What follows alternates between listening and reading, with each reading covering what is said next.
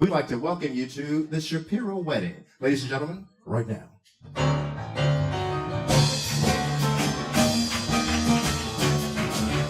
Mr. Shapiro, yes. Mazel tov on your daughter's wedding. Mazel tov. Everybody, mazel tov. I just happened to be performing in the banquet next door.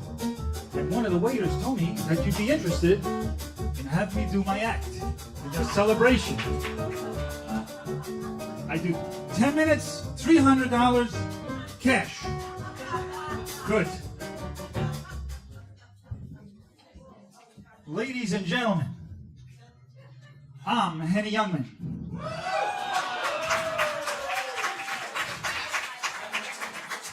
Thank you. And congratulations to the bride and groom. And I'm going to share with you the secret to my own long and happy marriage. Twice a week, my wife and I, we go to a nice restaurant, a little candlelight, soft music, dancing. Twice a week. She goes Tuesdays, I go Fridays. My wife and I, we always hold hands. If I let go, she shops. She shops.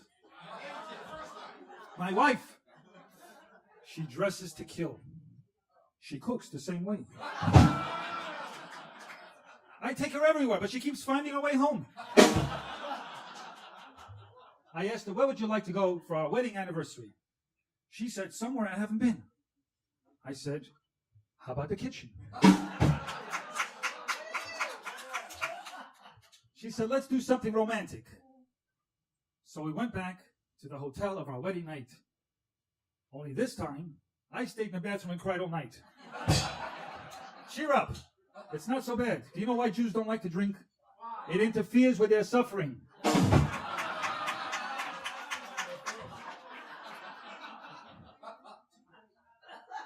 Why do Jewish divorces cost so much? They're worth it. A Jewish guy gets a heart attack. In the hospital, the doctor asks him, are you comfortable? He says, no, I make a nice living.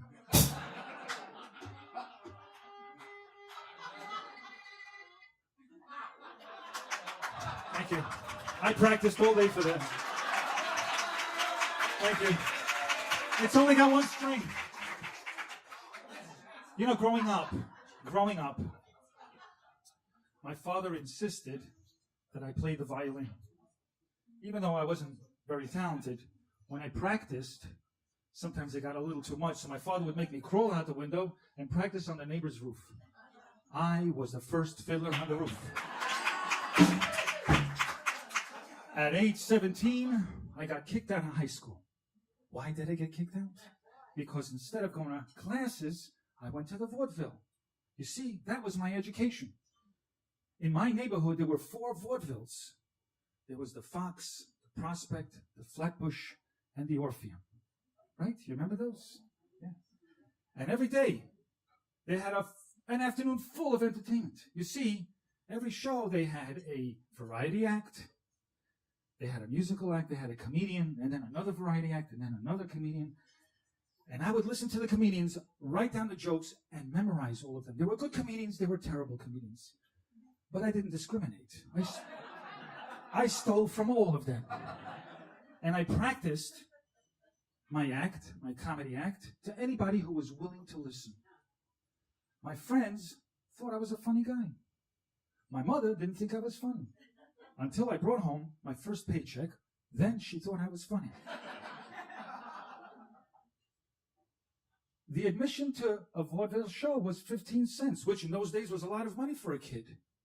And the way I earned the admission price was to play in a band, the Swanee Syncopators. And one afternoon, we were performing in the Orpheum. You remember the Orpheum? We were performing in the Orpheum. And a comedian didn't show up. So the owner of the vaudeville came to me in a panic. He said, Henny, You're a funny guy. Go out there and replace him. And I said, you're going to pay me double? Once as a comedian, one for the band. He says, no, you're here already. What's the big deal? So I got on the stage and I did my comedy act. And the audience laughed. They laughed. But more important, I learned a very important lesson from the owner of that vaudeville. And that was, nemen de geld.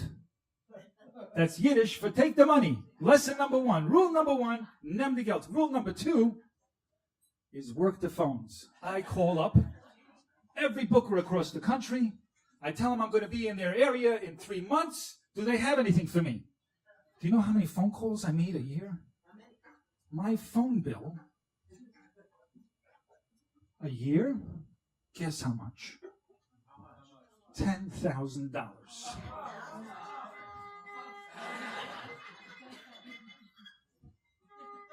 I'm going to keep doing this until everybody screams. Good, that was a good scream. I just got back from a pleasure trip. I brought my mother-in-law to the airport. I told my agent I get these terrible headaches. He said, do what I do. I said, what do you do? He says, I climb into bed with my wife. I rest my head on her chest and my headaches go away. The next day I tell him, I tried it and it worked like a charm. And by the way, you have a lovely apartment.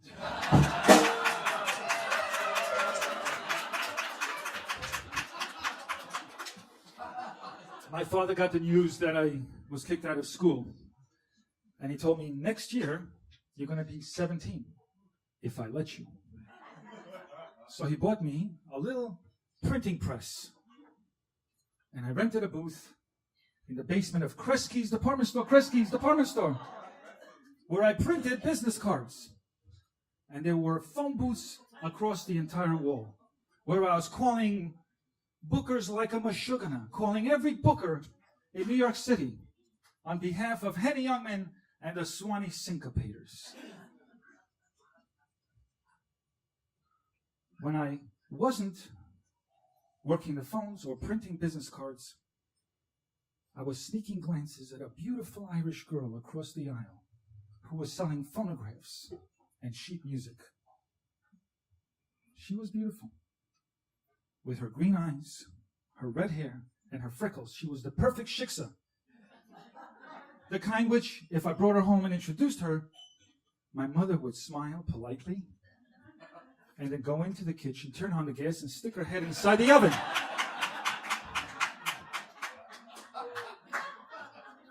One afternoon, when I was working the phones, I got a call back from a booker who said, I got a cancellation this Saturday night in a club in Coney Island. I'd like to hear your band. I said, we don't do auditions. He said, but you said that this number goes to your rehearsal studios. So strike up the band. What was I going to do? For months, I'm falling in love with this beautiful Irish girl. Didn't speak a word to her. I was terrified. But what was I going to do? So I put the phone down. I run across. I said, can you put on a record, please? She said, what would you like to hear? I said, how about Rudy Valley? She put on Rudy Valley. I go back. I pick up the phone. I hold it up for a minute. I ask him, so what do you think? He said, sounds good. You got the job. What was I going to do? I thanked her. I went over and I thanked her, that beautiful Irish girl. And in a rare moment, there was an outburst of courage. And I asked her, would you like to hear my band Saturday night? She looked me over and said, you're not Jewish, are you? I saw my future go up in flames. What was I going to say? Yes. She said, good, because my mother would kill me if I dated a non-Jew. Her name was Sadie Cohen. We got married 58 years ago. Take my wife, please. Sadie loved that joke. But in all seriousness, it all came out from an afternoon when I was rehearsing at the NBC studios for the Milton Berle show. And Sadie was backstage talking to a friend. and making a ruckus and distracting me. So I look at the usher and I said, please, take my wife, please, meaning show her to her seat. 57 years we were together. I worked every single night except 1 week, 7 days, when I sat Shiva after Sadie died. And I know she's in heaven, laughing every time somebody asks me, so what's your secret for a long and happy marriage? And I say, twice a week. My wife and I go to a nice restaurant, a little candlelight dinner, soft music, dancing, twice a week. She goes Tuesdays, I go Fridays. And I know when it's time for me to go, she's going to look to God and say, take my husband, please. Thank you.